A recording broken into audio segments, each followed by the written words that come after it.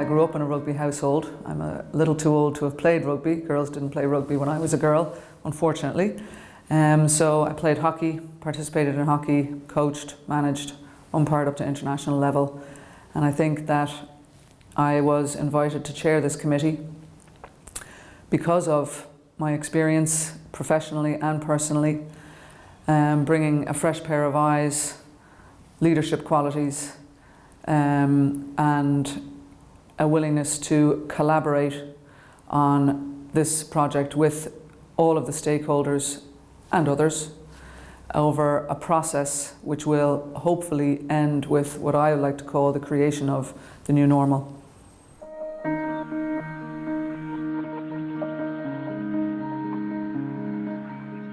While blockages might not be there, what was the reality? Were people in a position to realise their goals or their aspirations or their dreams? And when I say people, I mean girls and women. And not only playing, volunteering, managing, coaching, refereeing, administrating, governance, not only on their local level, in their club or in their school, but right the way up through to the governance level within our organisation. And I think that the recommendations and indeed the objective and the terms of reference for the Inclusivity Committee reflect what we found from the feedback carried out and sought by the working group. Namely, that the goal of the Inclusivity Committee, the main objective and the remit of the Inclusivity Committee is to increase the participation of females at every level in the sport of rugby in the province of Leinster.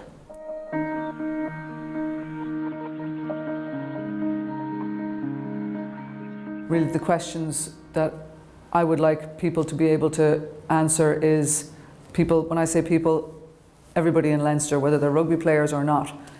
Is rugby a game for me, if I'm a woman? Is it a game for my daughter? Is it a game for my students? And we want everybody to be able to answer, yes, it is. That's our goal.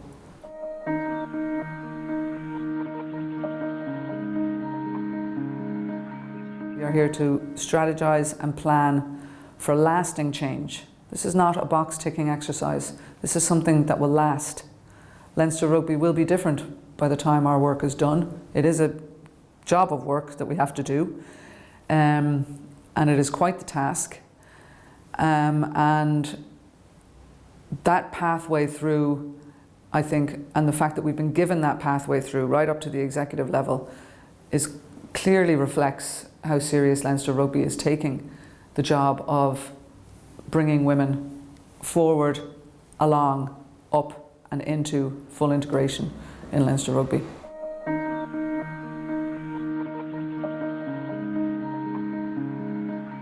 There's a lot of work already done in developing the women's game in Leinster, a huge amount of work, and we want to dovetail and work with and build upon that work. So we're going to start finding out what the picture really is. Then our strategy shall commence to make plans to see where, if and how that picture needs to be modified to achieve our goals.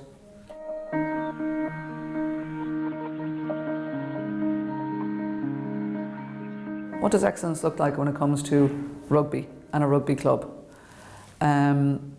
Personally, I believe it's where, whether you're a boy or a girl, born in Dublin or Westmeath or Wexford or any one of our 12 counties, it means that there's one ladder. You start at the bottom rung and you can see that ladder.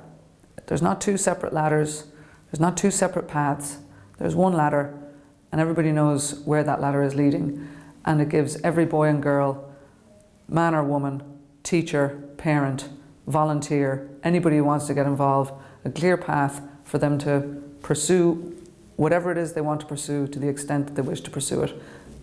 That's what I think excellence looks like, that it is a reality, it's not talking. There will be a talk, we have to talk at the beginning and throughout the process. But making that a reality, that's what I believe excellence looks like. That's what I'm going to be asking us to try to achieve.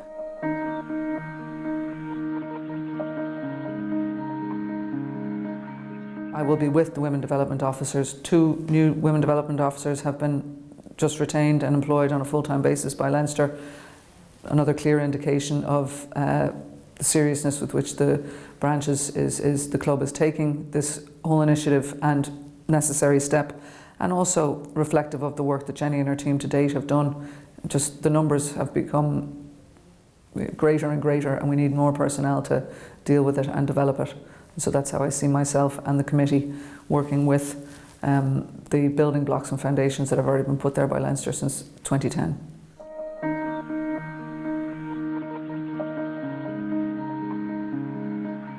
Support has been huge. Now is the time. This is really, really exciting. And the fact that this is clearly reflective in the steps that have been taken so far, not just a box-ticking exercise. This is real. There will be necessary change to fully integrate the women's game into the club. And I can't speak highly enough, certainly, of the support that I have received so far and the committee will receive. As I said earlier on, this is about collaboration. There will be talk. There'll be differences of opinion. This is work, and it's good work. Very excited, and to be honest with you, honoured to be right at the heart of it and leading it.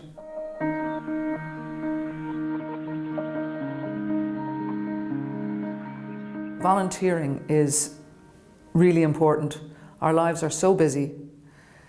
When somebody comes along and wants to volunteer because their daughter is getting involved in rugby, or their son, or whoever it is, or maybe they just like rugby, they can't play it anymore because they're injured or whatever, when they want to volunteer, we need those volunteers, and it's really important from the very start that our committee has a means by which those volunteers are embraced and retained. And that is where we're going to be looking for suggestions and feedback from the people on the ground.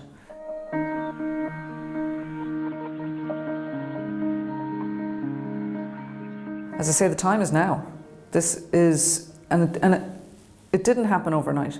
As I've already mentioned, since 2010, huge work has been done. And I use an analogy sometimes in my work, and when the ball is passed to you, you catch it, and you run, you don't knock it on, you don't fumble it, you touch it down, and the ball has been passed to the Inclusivity Committee right now, and we are going to be looking around for our support players, and we're not going to knock it on, we're not going to fumble it, and we are going to touch it down, and it really is exciting.